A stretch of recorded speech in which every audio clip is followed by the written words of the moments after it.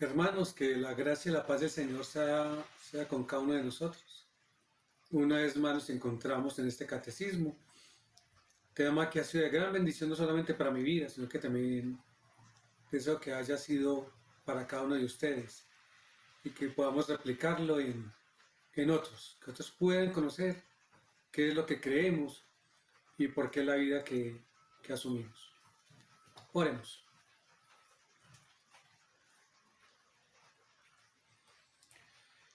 Nuestra alma glorifica al Señor y nuestro espíritu se regocija en Dios nuestro Salvador, porque se ha dignado fijarse en sus humildes siervos. Desde ahora nos llamarán dichosos todas las generaciones, porque el poderoso ha hecho grandes cosas por nosotros. Santo es su nombre. De generación en generación se extiende su misericordia a los que le temen. Hizo proezas con su brazo, desbarató las intrigas de los soberbios, de sus tronos derrocó a los poderosos, mientras que ha exaltado a los humildes. A los hambrientos los colmó de bienes, y a los ricos los despidió con las manos vacías. Acudió en ayuda de su siervo Israel, y cumpliendo su promesa a nuestros padres, mostró misericordia a Abraham y a su descendencia para siempre. Gloria a Dios sea hoy y siempre, en Cristo Jesús. Amén.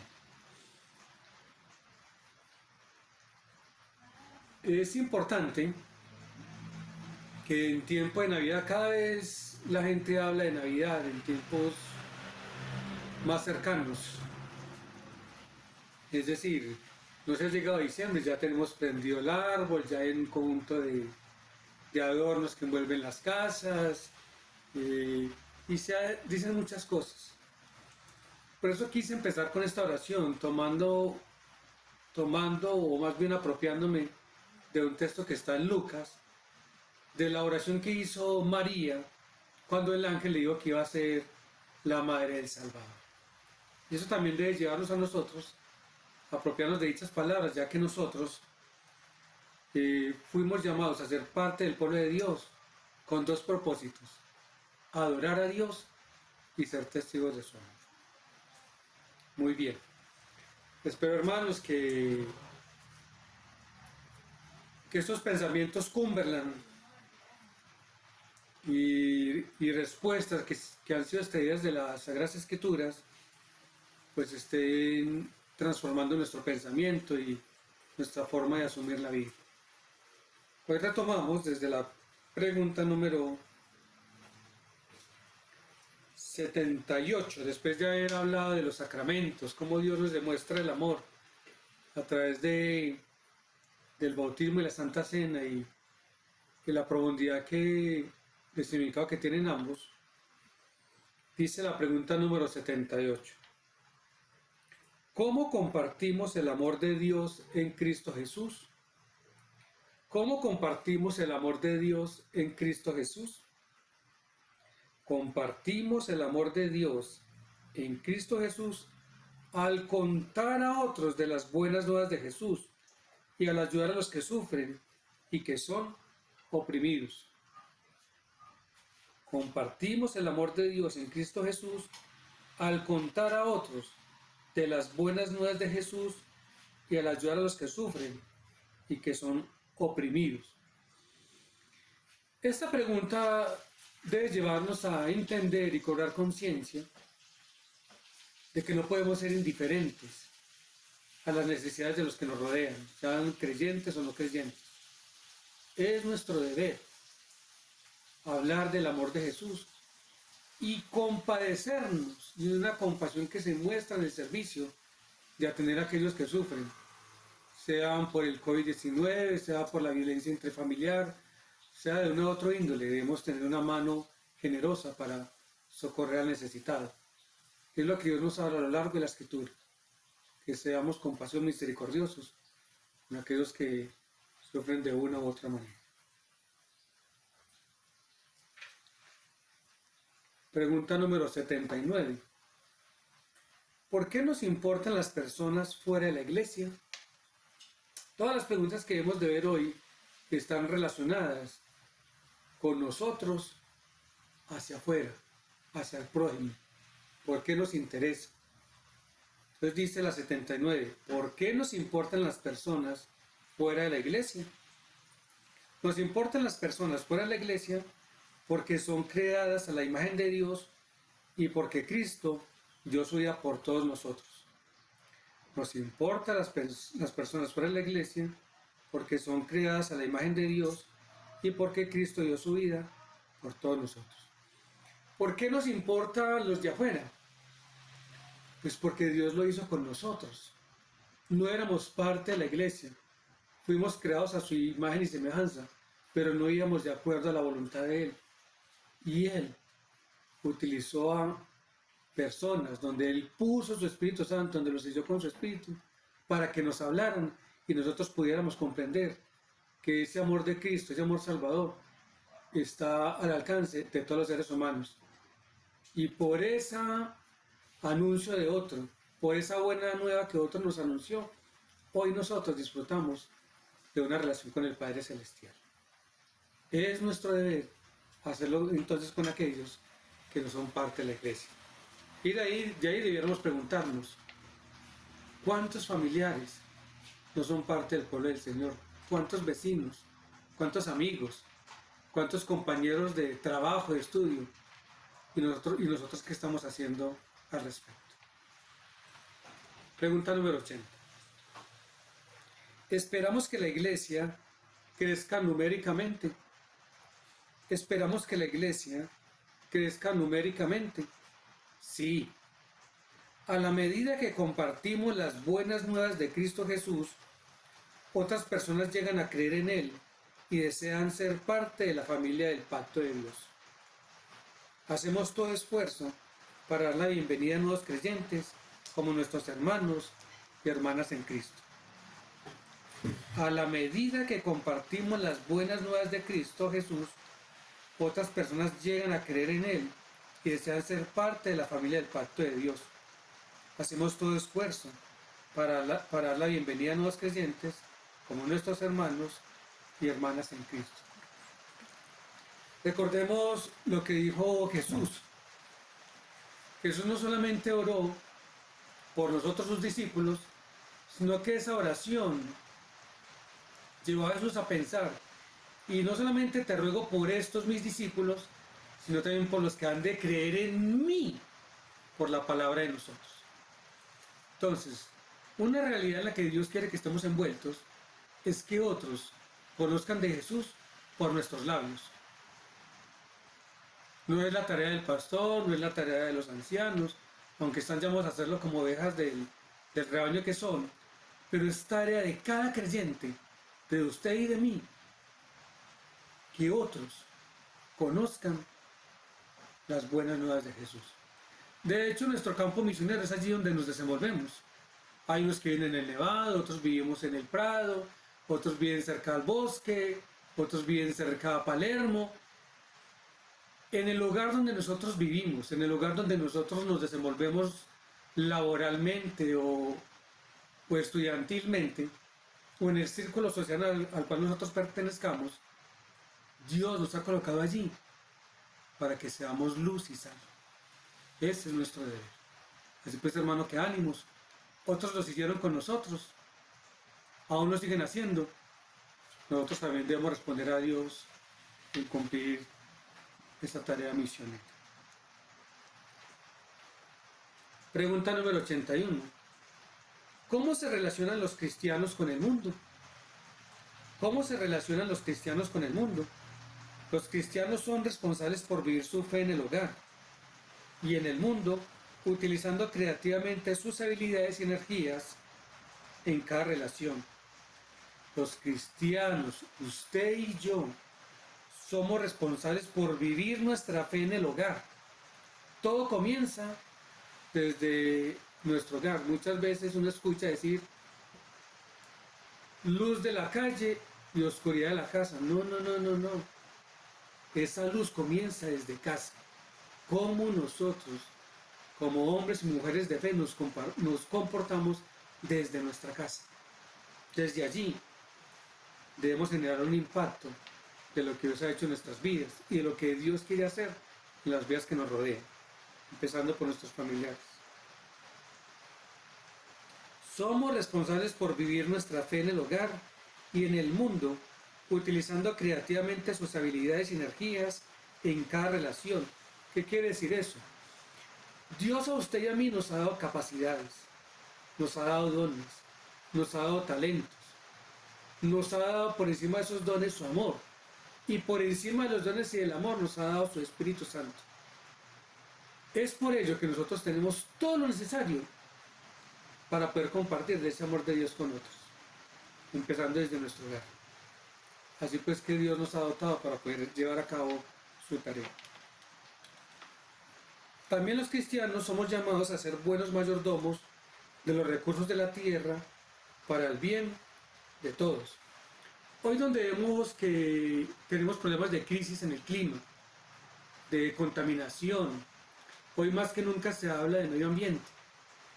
Hoy más que nunca se nos llama a cuidar los recursos que Dios ha colocado en nuestras manos. Usted y yo, en la manera que vivimos y cómo administramos lo que Dios ha puesto en nuestras manos, debemos ser responsables de cuidar el medio ambiente. Así pues, hermanos, que no descuidemos este tema, impulsemos a otros que al creer en Jesús lleven vidas que honren y sean buenos administradores de lo que Dios pone en nuestras manos. 82. Enfrentamos conflicto mientras buscamos ser fieles. Enfrentamos conflicto mientras buscamos ser fieles. Sí, Dios nos llama a ser amorosos y justos en todas nuestras relaciones, a defender especialmente los que son débiles y oprimidos. Este testimonio con frecuencia nos pone en conflicto con los que no buscan cumplir la voluntad de Dios. Si es posible, y es lo más seguro que nosotros tenemos conflictos con aquellos que no viven de acuerdo a la voluntad de Dios. Y que nosotros estemos viviendo de acuerdo a la voluntad, eso va a generar choques, porque a la gente no le gusta vivir de acuerdo a la voluntad de Dios. Recordemos que el esfuerzo humano está inclinado por vivir de acuerdo a lo que no es según la voluntad de Dios. Y ese esfuerzo humano se llama pecado. Pero nosotros hemos sido libertados de esa vana manera de vivir a través de Jesús. Pero tenemos personas a nuestro alrededor que viven de acuerdo a su naturaleza pecaminosa. Y entonces muchas veces nosotros nos vemos en conflictos con unas personas que no han rendido su corazón a Jesús, precisamente porque no les gusta la manera que nosotros vivimos. Pero debemos responder a dichos conflictos en amor, en misericordia, en compasión. Eso es lo que nos enseñó nuestro Maestro, que es Jesús, y de aquellos que escribieron sus palabras. 83. ¿Cómo debemos responder al conflicto? ¿Cómo debemos responder al conflicto? Cuando enfrentamos conflicto, buscamos ser fieles a Dios y a continuar amando y sirviendo al pueblo de Dios. Los conflictos no nos deben sacar de nuestra relación y comunión con Dios y con su iglesia y de nuestro testimonio al mundo. Por el contrario, debe llevarnos a afirmarnos a Él. Y pues nosotros entre más estudiamos la palabra de Dios, entre más profundizamos en ella, entre más nos apropiamos de la Escritura, entre más la interiorizamos, comprendemos que los seres humanos viven en desacuerdo con la voluntad de Dios, pero que nosotros, su iglesia, nosotros, su pueblo, hemos sido llamados a mostrarles la voluntad de Dios con nuestro estilo de vida. Quiero leer algunos textos de varios escritores bíblicos, de varios agiógrafos, de varios hombres que fueron inspirados por el Espíritu Santo, sobre cuál es el deseo de Dios para su pueblo. Empecemos con lo que dijo Jesús en los Evangelios.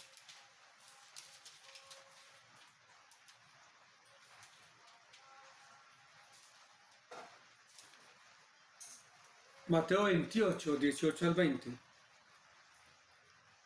Vayan y hagan discípulos de todas las naciones, bautizándolos en el nombre del Padre, y del Hijo, y del Espíritu Santo, enseñándoles a obedecer todo lo que les he mandado a ustedes. y les aseguro que estaré con ustedes siempre hasta el fin del mundo. La tarea de la iglesia es hacer discípulos para Cristo. Y el discipulado es la única manera en que las personas no creyentes se pueden comprometer con el bautismo y en ser obedientes a las enseñanzas de Jesús. Marcos.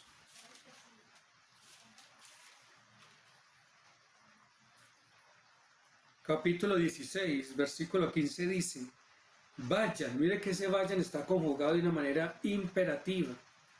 Vayan, no es si quieren, vayan por todo el mundo y anuncien las buenas nuevas a toda criatura. Anuncien las buenas nuevas a toda criatura.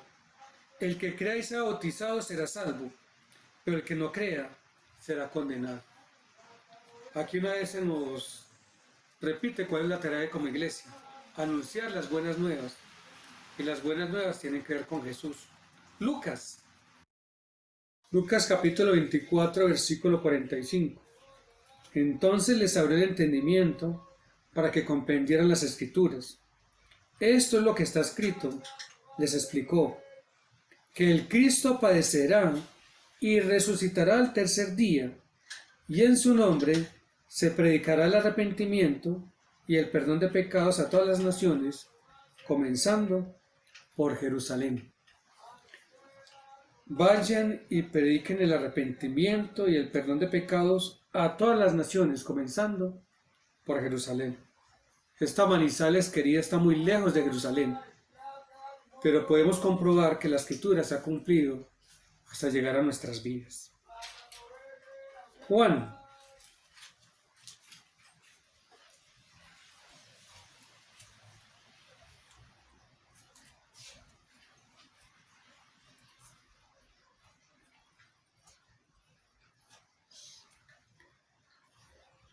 Juan capítulo 20, versículo 19. Dicho esto, les mostró las manos y el costado. Al ver al Señor, los discípulos se alegraron, al ver al resucitado. La paz sea con ustedes, repitió Jesús. Como el Padre me envió a mí, así yo los envío a ustedes. Acto seguido sopló sobre ellos y les dijo: reciban el Espíritu Santo. A quienes les perdonen sus pecados, les serán perdonados. A quienes no se los perdonen, no les serán perdonados. No es que nosotros perdonemos pecados, es que nosotros guiamos a las personas que al creer en Jesús, en Cristo, por la fe en Cristo, por su obra redentora, recibirán perdón de pecados. Es decir, si nosotros no le anunciamos a la gente las buenas nuevas, si nosotros no discipulamos, si nosotros no predicamos el arrepentimiento y perdón de pecados en Cristo, pues la gente sencillamente se condenará. Dios ha querido hacer esta labor con nosotros y nuestro debe responder al llamado del Salvador. ¿Qué dijo Lucas en Hechos 1:8? Dice: pero cuando venga el Espíritu Santo sobre ustedes, recibirán poder y serán mis testigos tanto en Jerusalén como en toda Judea y Samaria y hasta los confines de la tierra. Dios nos pregunta: si ustedes y yo tenemos el Espíritu Santo y decimos sí, porque es así, sí lo tenemos, porque hemos creído en Cristo como nuestro Señor y Salvador y hemos sido sellados por su Espíritu, porque nos hemos bautizado y el Espíritu ha descendido sobre nosotros para guiarnos a una vida de acuerdo a Jesús. Como tenemos el Espíritu Santo, nuestra tarea es ser testigos de Jesús a todas las naciones, a todos los pueblos. Y un testigo significa mártir, estar dispuestos aún hasta dar la vida por causa del testimonio de Jesús. Eso es lo que implica ser testigo, que estemos dispuestos a dar nuestra propia vida por ser testigos de Jesús, por anunciar lo que Él ha hecho por toda la humanidad. Dicen otros escritores, en este caso es Pablo, Dice en Romanos 10, no hay diferencia entre judíos y gentiles, pues el mismo Señor es Señor de todos y bendice abundantemente a cuantos lo invocan, porque todo el que invoque el nombre del Señor será salvo. Ahora bien, ¿cómo invocarán a aquel en quien no han creído? ¿Y cómo creerán en aquel de quien no han oído? ¿Y cómo oirán si no hay quien les predique? ¿Y quién predicará sin ser enviado? Así está escrito, qué hermoso es recibir al mensajero que trae buenas nuevas. Las personas no pueden invocar a Jesús como su Salvador o como aquel que los puede salvar si no han creído. Pero no pueden creer si no hay quien les predique. Y si no hay quien les predique es porque no han sido enviados. Usted y yo hemos sido llamados por Jesús, por Dios, y sellados con el Espíritu para ir y proclamar las buenas nuevas, para que la gente pueda invocar a Jesús como su Señor. Y quiero finalizar con otro texto de Pablo, que está en segunda carta a los Corintios,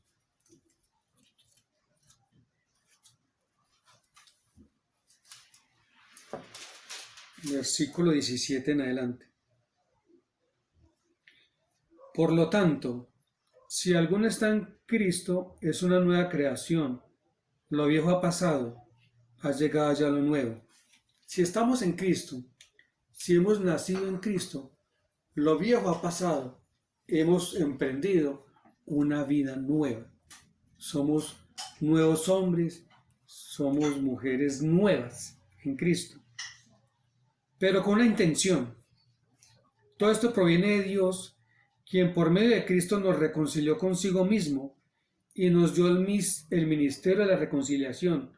Es decir, a través de Cristo, usted y yo, nosotros hemos sido reconciliados con el Padre, pero Él también nos ha dado el ministerio de la reconciliación.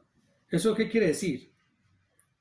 Que en Cristo Dios ha reconciliado al mundo consigo mismo, no tomándole en cuenta sus pecados y encargándonos a nosotros el mensaje de la reconciliación.